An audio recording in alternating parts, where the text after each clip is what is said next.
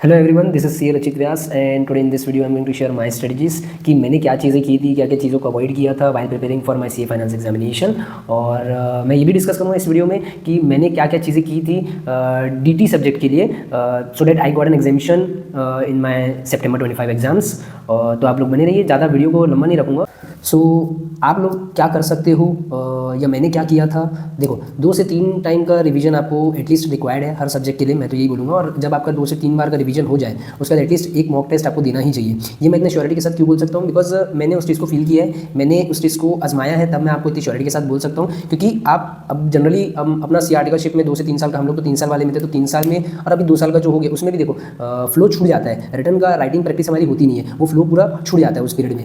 तो आपको एटलीस्ट एक मॉक टेस्ट दोगे ना, तो आपको आपकी प्रेजेंटेशन पता चलेगी, आप कैसे प्रेजेंट कर रहे हो, और साथ में आपको मिस्टेक पता चल जाएगी, आप कहाँ गलती कर रहे हो। तो एक चीज़ तो वो आपको करनी है। दूसरा, अब मैंने क्या किया था हट के, एक चीज़ जो मुझे दूसरों से अलग करी, 70 मार्क्स मैंने स्कोर किया। मैंने ये किया था कि पिछले 2 से 3 अटेम्प्ट के क्वेश्चन पेपर्स जो थे वो, और साथ में जो MTP RTPs अवेलेबल रहती है वो, उनका एक एनालिसिस कर लिया था कि कौन कौन से टॉपिक से, कौन से कंसेप्ट से जनरली क्वेश्चन पूछती है ICAI, वो टेस्ट करती है। वो मैंने एक एनालिसिस कर लिया था और खुद से किया था वो चीज़। क्योंकि जब आप खुद से करोगे ना, तो आपको उस चीज़ का आइडिया हो जाएगा कि भाई क्या पैटर्न है, क्या क्वेश्चन वो पूछना चाह रहा है, क्या कंसेप्ट पूछना चाह रहा है। तो वो एक आपको आइडिया हो जाता है, तो आप वो चीज़ों के ऊपर ज़्यादा फोकस करते हो। तो मैंने वही किया था। एक तो ये हो गया, फिर देन उसके बाद उस चीज़ को समराइज़ करना था, आपको सिलेक्शन करना चाहिए।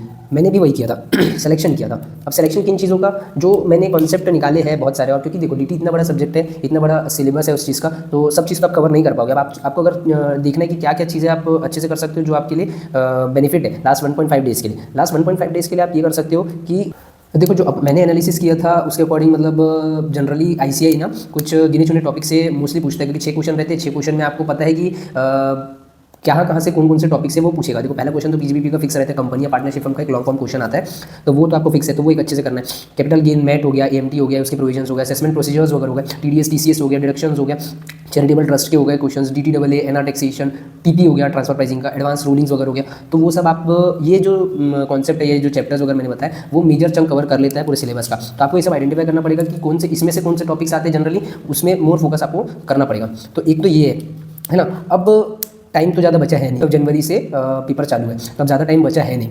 तो अब आप क्या कर सकते हो। अब लास्ट 1.5 डेज़ में मैंने क्या किया था, मैंने एक चीज़ तो पहले से आइडेंटिफाई कर ली थी। देखो कि लास्ट 1.5 डेज़ के लिए आपको सबसे पहले जैसे ऑडिट का पेपर खत्म हुआ, ऑडिट का पेपर खत्म होने के बाद आप लोग सबसे मोस्ट जो इंपॉर्टेंट चैप्टर्स है और जिसमें आपको आपका हाथ बैठा हुआ है या माइंड आपको ईजिली वो चीज़ आती है अच्छे से, तब पहले उसको उठा लो। फिर जो लीस्ट इंपॉर्टेंट चैप्टर हो रहे धीरे धीरे, तो वो आप उस चीज़ को खत्म करो, तो वो एक आपको अच्छा फ्लो लेके चलेगा और ऐसे पूरा खत्म भी हो जाएगा। अब मैंने एक और चीज़ की थी साथ ही साथ, जैसे असेसमेंट प्रोसीजर करके जो अपने 2-3 चैप्टर कवर करता है, तो उसमें का एक क्वेश्चन आता है, 4th या 5th नंबर क्वेश्चन रहता है। तो मैंने क्या कहता है कि मुझे मालूम था कि मैं अगर इस चीज़ को लिखता भी हूँ तो मुझे ज़्यादा मार्क्स स्कोर नहीं कर पाऊंगा मैं उस चीज़ को। तो मैंने उसके अल्टरनेट ढूंढ लिया था। मैंने अल्टरनेट ढूंढा क्वेश्चन नंबर 6 का। क्वेश्चन नंबर 6 में जो टॉपिक्स जनरली ICAI पूछता है, तो उसको मैंने अच्छे से कर लिया था। ये छोड़ के नहीं गया था, बट मैंने उस चीज़ का अल्टरनेट कर लिया था। मैंने उसको भी अच्छे से पढ़ लिया था कि अगर मेरे को वहाँ पे नहीं समझ में आया कि कैसे लिखना है, क्या करना है, तो मैं उस चीज़ को वहाँ छोड़ दूंगा और क्वेश्चन नंबर 6 कर लूँगा। और मैंने वही किया और उसमें मुझे मार्क्स मिला भी।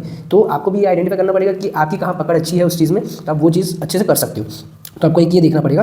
और बाकी तो मौका मैंने बता ही दिया है। और MCQ के लिए आपको कुछ अलग से प्रैक्टिस नहीं करनी पड़ेगी। आप कॉन्सेप्ट पढ़ो अच्छे से, कॉन्सेप्ट्स आप क्लैरिटी रखो।